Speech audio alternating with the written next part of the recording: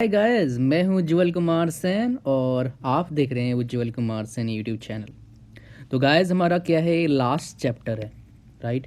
Ninth class का ही हमारा last chapter है और आज मैं डिस्कस करूंगा पार्ट 1। जैसे मैंने आपको बाकी चैप्टर्स भी बताए हैं पार्ट 1 और पार्ट 2 में, राइट। तो गाइस, अब तक हम 10 क्लासेस देख चुके हैं, 10 क्लासेस फिजिक्स का और सिर्फ 9th क्लास के, राइट। तो आज हमारा 11th नंबर क्लास है। होपफुली आप सीरियल वाइज देख रहे हैं मैक्सिमम बेनिफिट्स पाने के लिए। तो गाइस, मैं आज बात करने वाला हूँ साउंड के बारे में। तो पहले हम बात करते हैं साउंड होता क्या है। तो साउंड क्या बोलोगे? It is one of the form of energy. क्या है? एनर्जी का फॉर्म है। साउंड क्या है? एनर्जी का फॉर्म है। और एनर्जी क्या होता है ऑलरेडी आपको बता चुका हूँ कि कोई भी बॉडी में एनर्जी है मतलब इसके अंदर क्या है, उससे हम कोई काम करवा सकते हैं। It is having capability to do some work. समझ में आया आपको क्या बोला मैंने? अब ये साउंड जो है प्रोड्यूस कैसे होता है, most important, how sound produced. भाई प्रोड्यूस कैसे होता है, इसका प्रोडक्शन कैसे होगा, कैसे साउंड निकलता है। साउंड निकलने के पीछे एक के बहुत ही अच्छा बेसिक रीज़न है। वो क्या है? वाइब्रेशन। आप देखे होंगे बाइक पर जाते हो, गाड़ी में जाते हो, तो क्या होता है, वाइब्रेशन की वजह से साउंड आता है, राइट। तो आप बोलते हो नट बोल्ट ढीले हैं इसलिए क्या हो रहा है, साउंड आ रहा है कुछ अजीब सा। तो वाइब्रेशन की वजह से वो साउंड आता है, ये आपको पता लग गया। और ये वाइब्रेशन क्या होता है, इसका मतलब वाइब्रेशन होता क्या, आपको पता है कि हिलता रहता है वो। लेकिन उसको अगर हम स्टडी के टर्म में बोले तो क्या बोलेंगे, इसको हम क्या लेते हैं, सिंप्लिसिटी के लिए सिंपल हार्मोनिक मोशन लेते हैं। लेकिन इसका डेफिनेशन क्या होगा कि पीरियोडिक मोशन होता है, periodic motion of small magnitude. Magnitude क्या होता है आपको पता है, राइट। तो पीरियोडिक मोशन जो होता है ऑफ स्मॉल मैग्नीट्यूड, उसको क्या बोलते हैं, हम वाइब्रेशन बोलते हैं। लेकिन सिंपल के लिए हम क्या बोलते हैं, सिंपल हार्मोनिक मोशन हम बोलते हैं इसको, राइट। अब गाइस बात करें कि साउंड, चलो साउंड प्रोड्यूस कैसे होता है हमें पता लग गया। अब लेकिन एक चीज़ बताओ कि प्रोपोगेशन ऑफ साउंड, प्रोपोगेशन का मतलब क्या है आपको बताऊंगा। मुझे पता है बहुत से थोड़ा बहुत कंफ्यूज होंगे उसे। प्रोपोगेशन मतलब क्या होता है, ट्रेवल, मतलब साउंड चलती कैसे है। अब साउंड चलने के पीछे हमारे पास क्या चाहिए, एक मीडियम, कोई मीडियम चाहिए।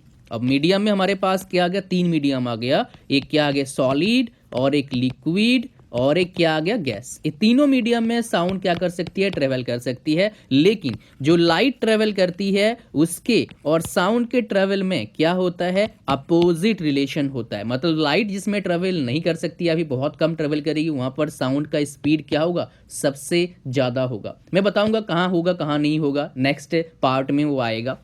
तो गाइस अब बात करेंगे एक्सपेरिमेंट की। इसी के लिए हमने एक एक्सपेरिमेंट करा, राइट। ये एक्सपेरिमेंट आपके एनसीईआरटी बुक में, इसीलिए आपको बता रहा हूँ कि वो एक्सपेरिमेंट आपको पता होना चाहिए, राइट। उसने क्या करा है, एनसीईआरटी बुक में है ये एक्सपेरिमेंट। तो हमने क्या करा, एक जार ले लिया और इस जार के अंदर एक बैल डाल दिया, वो भी इलेक्ट्रिक बैल। और इसका स्विच क्या करा, हमने बाहर रख दिया। भाई स्विच है मान लो, इसको दबाओ तो बजेगा। और हमने क्या करा, यहाँ पर वैक्यूम पंप का यूज करा। क्या यूज करा, वैक्यूम, VACWM, वैक्यूम पंप का यूज करा। उसका वैक्यूम अंदर क्रिएट कर दिया, मतलब अंदर क्या हो गया, कोई मीडियम नहीं है, ना सॉलिड है, ना लिक्विड है, ना गैस है। अब हमने क्या कर दिया, स्विच को ऑन करा, फिर देखा जो बेल बज रहा है ना, तो बाहर हमें क्या नहीं मिला, बाहर हमने कोई साउंड नहीं मिला। क्यों? साउंड को ट्रेवल करने के लिए कोई मीडियम की ज़रूरत था, कोई मीडियम की ज़रूरत था। और वो मीडियम यहाँ पर हमें था नहीं कि हम तक पहुँचे, हमारे ईयर तक पहुँचे, राइट। तो इसीलिए क्या हुआ गाइस, इसीलिए मैं बोलता हूँ कि इसमें कोई मीडियम चाहिए, तभी क्या हो सकता है, ये ट्रेवल कर सकता है, राइट। अब गाइस बात करते हैं वेव के बारे में, बिकॉज यहाँ पर आफ्टर ऑल सब चीज़ क्या होता है, वेव से होता है। अब वेव होता क्या है, अगर आप डेफिनेशन की बात करोगे कि आप द डिस्टरबेंस होता है that moves through a medium when the particles of the medium set neighbouring particles into the motion. समझ में नहीं आया मुझे पता है। तो बेसिकली वेव क्या होता है, जो टू एंड फ्रो मोशन से एक जगह से दूसरी जगह क्या हो रहा है, एनर्जी एंड मोमेंटम ट्रांसफर हो रहा है। मास ट्रांसफर नहीं होता है वेव के जरिए, एनर्जी एंड मोमेंटम ट्रांसफर होता है, उसको क्या बोलते हैं, वेव बोलते हैं। और जो मेथड ऑफ प्रोपोगेशन होता है डिस्टरबेंस का, इसको क्या बोलते हैं, वेव मोशन बोलते हैं। जो मेथड लग रहा है उसमें क्या बोलेंगे, वेव मोशन। मोशन मतलब क्या होता है, एक जगह से जो वेव है दूसरे जगह जा रहा है। समझ पा रहे हो क्या बोल रहा हूं मैं गाइस। तो ये इंपॉर्टेंट था, इसलिए आपके साथ मैंने शेयर करा कि वेव क्या होता है, वेव मोशन क्या होता है। और वेव का रीजन वही है, वाइब्रेशन मोशन होता है और टू एंड फ्रो क्या होता है to and fro about their respective mean position बोल सकते हैं ऐसा, राइट। टू एंड फ्रो मतलब क्या है, आगे पीछे, वो अपने मीन पोजीशन में रहेंगे और आगे पीछे जाएगा पार्टिकल्स।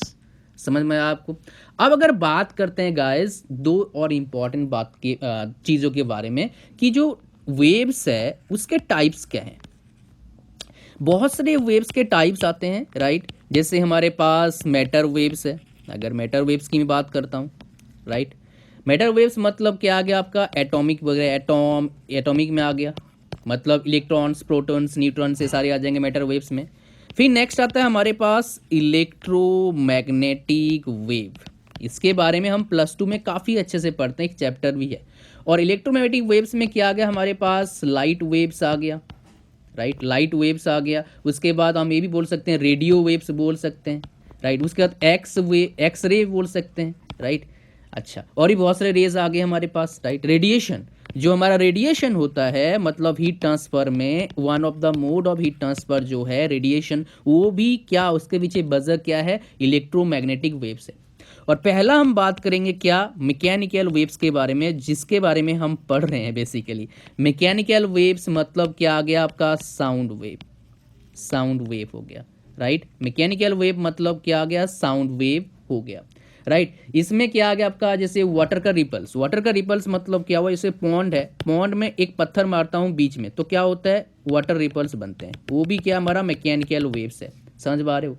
तो ये सारा क्या हमारा है, मैकेनिकल वेव। और साउंड वेव क्या है, मैकेनिकल है, मैकेनिकल वेव्स को हम साउंड वेव्स बोल सकते हैं। गाइस अब बात करूंगा दो और वेव के बारे में जो बहुत ही इंपॉर्टेंट है, जहां से आपको क्वेश्चन पूछा जा सकता है।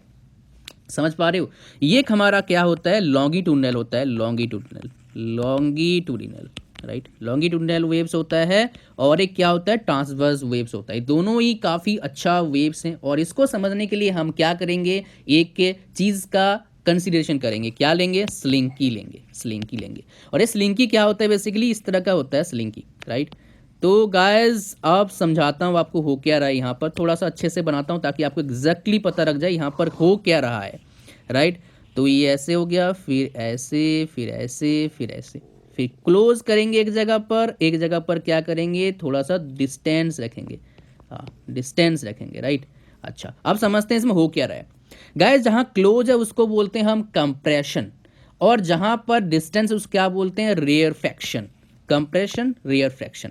और ये बेसिकली क्या, स्लिंकी है। स्लिंकी क्या होता है, नेट पर सर्च मारो एक बार आपके पास आ जाएगा। और ये स्पाइरल टाइप का होता है, स्प्रिंग होता है, स्पाइरल टाइप का स्प्रिंग होता है बेसिकली, राइट। और एक किसने इसको बनाया था एक्सपेरिमेंट के लिए। तो यहाँ पर क्या हो रहा है, बेसिकली ये कंप्रेशन हो रहा है और रेयरफेक्शन होता है, राइट। और इसी के जरिए हमारा क्या होता है, बेसिकली जो साउंड वेव है ट्रेवल करता है। जो लॉन्गिट्यूडनल वेव्स है इसमें क्या आता है, हमारा साउंड वेव एग्जांपल आता है। जो साउंड वेव है लॉन्गिट्यूडनल वेव के थ्रू से क्या होता है, ट्रांसफर करता है। इसके बाद बोल सकते हो वाइब्रेशन ऑफ एयर कॉलम्स भी जो है आपका लॉन्गिट्यूडनल वेव से ट्रांसफर करता है। अब देखो इस पे आपको पता क्या होना चाहिए, comparative examination point of view से। कंप्रेशन में क्या होता है, हमारे पास जो प्रेशर होता है, जो प्रेशर होता है और डेंसिटी होता है वो क्या होता है, ज्यादा होता है, राइट, ज्यादा होता है। रेयर फ्रैक्शन में क्या होता है, same to same, pressure and density, pressure and density क्या होता है, लो होता है। अगर कंपैरिजन कर दें रेयर फ्रैक्शन का एंड आपका कंप्रेशन का एंड रेयर फ्रैक्शन का। गाइस अब बात करने जा रहा हूं मैं मोस्ट इंपॉर्टेंट बात, वो क्या है भाई, लॉन्गिट्यूडनल वेव्स का डेफिनेशन क्या है। इसमें आपको पता क्या होना चाहिए ताकि आपका एग्जाम निकले। गाइस आपको पता सिर्फ एक चीज होना चाहिए, दोनों में क्या होता है आपका, वही टू एंड फ्रो मोशन होता है अबाउट देयर मीन पोजीशन। लेकिन इसमें दो लाइन और जोड़ लेना, मतलब दो सेंटेंस और जोड़ लेना। यहां पर क्या होगा, a long uh straight line parallel to the direction of wave propagation,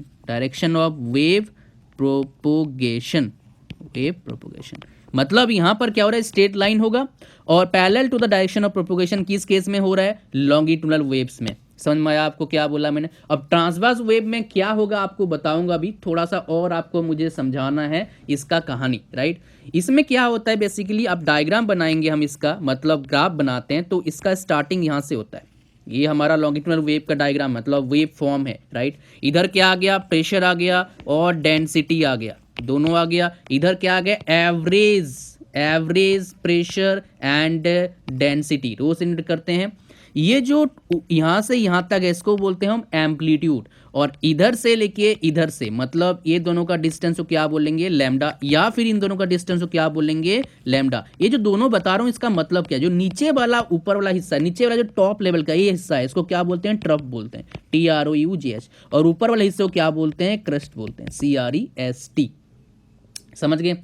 तो गाइज ये था हमारा क्या इंपॉर्टेंट चीजें किसके बारे में, हमारे लॉन्गिट्यूडनल वेव्स के बारे में। गाइज और चीजें बताऊंगा, देखते रहिए लास्ट तक। मोस्ट इंपॉर्टेंट चीज आपके साथ शेयर करने जा रहा हूं अभी, वो क्या है, ट्रांसवर्स वेव। और एक ट्रांसवर्स वेव में जैसे बताया आपको कि अलोंग द स्ट्रेट लाइन होता है आपका किसमें, लॉन्गिट्यूडनल में, और क्या होता है, पैरेलल टू द, उसमें हमारे पास क्या आता है, ये गाइज बताया था, direction parallel to the direction of wave propagation. Same to same इसमें है बट थोड़ा सा डिफरेंस है, वो क्या आ जाएगा यहाँ पर, परपेंडिकुलर होगा। क्या होगा इस, परपेंडिकुलर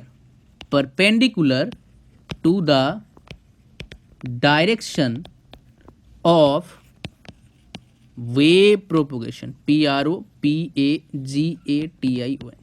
तो उसमें क्या होता है, पैरेलल होता है, इसमें क्या होता है, परपेंडिकुलर होता है। इसमें भी वही क्रस्ट आता है, ट्रफ आता है, राइट, जैसे आपको बताया, लेकिन इसमें डायग्राम में फर्क है। इसमें डायग्राम में क्या आएगा, डिस्प्लेसमेंट ऑफ पार्टिकल आएगा, डिस्प्लेसमेंट ऑफ पार्टिकल इस साइड आएगा, CLE, इस साइड डिस्प्लेसमेंट पार्टिकल हो गया।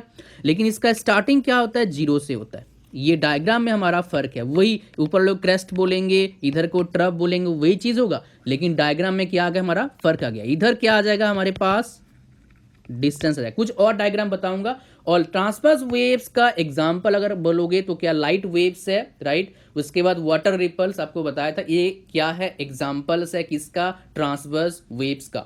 गाइस अब बताने जा रहा हूं मोस्ट इंपॉर्टेंट चीजें, जो क्या है, डायग्राम है, और वो डायग्राम क्या होता है आपका एग्जाम में पूछा जा सकता है।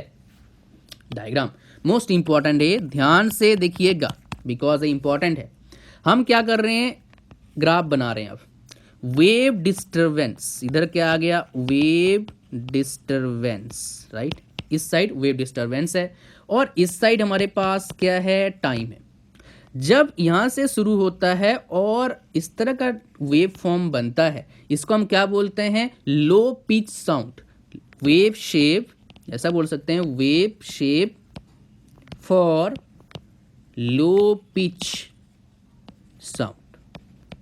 पहला मैं दूसरा बताऊंगा आपको, वो क्या बताऊंगा कि सेम टू सेम आएगा हमारा, इधर भी आएगा वेव डिस्टरबेंस, इधर आएगा हमारे पास टाइम, और यहाँ पर क्या थोड़ा क्लोज हो जाएगा, ये जैसे वो खुला खुला था ये क्या हो जाएगा, क्लोज हो जाएगा, राइट। और इसको हम क्या बोलेंगे, basically wave shape for high pitch. ये क्या आ जाएगा, हाई पिच का डायग्राम हो गया। डायग्राम को याद अच्छे से देखिएगा। नेक्स्ट हमारे पास क्या आता है, वही हमारे पास इधर आ जाएगा वेव डिस्टरबेंस, जहां मैं लिख रहा हूं, टाइम इस साइड आ जाएगा जहां मैं लिख रहा हूं, और यहां पर क्या आ जाएगा, एक और चीज, सॉफ्ट साउंड। ज्यादा डिफरेंस नहीं है सॉफ्ट साउंड में और आपका लो पिच में, थोड़ा सा डिफरेंस है, थोड़ा ध्यान दीजिएगा, अच्छे से बुक से देख सकते हैं, अच्छे से आपके लिए, अच्छे से समझने के लिए, राइट, सॉफ्ट साउंड। अब नेक्स्ट आता है हमारे पास लाउडर साउंड। लाउडर साउंड कैसे होगा आपको दिखाऊंगा। तो हमारे पास क्या आ गया, ए हमारे पास डायग्राम, वेव डिस्टरबेंस और टाइम। और ये लाउडर साउंड कहाँ, वहीं शुरू होता है, लेकिन थोड़ा सा लेंथ होता है, मतलब थोड़ा लंबा जाता है, राइट, थोड़ा लंबा आता है, ऐसे आप डिफ्रेंशिएट कर सकते हो, राइट, थोड़ा लंबा आता है, मतलब बड़ा होता है इसका वेव, राइट। तो इसको क्या बोलते हैं, हमारे पास जो टर्म आ गया, लाउडर साउंड। समझ में आया आप क्या बोला मैंने। गाइस कहीं जाना नहीं, अभी और बताना है आपको कुछ इंपॉर्टेंट टर्म्स जहां से न्यूमेरिकल प्रॉब्लम आ सकता है, और हम प्रैक्टिकली समझेंगे।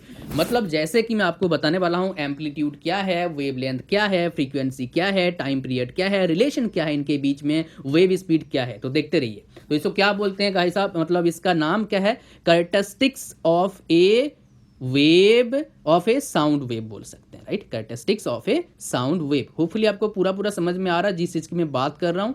और चलो लिखता हूं पहले, characteristics of sound wave, right, characteristics of sound wave.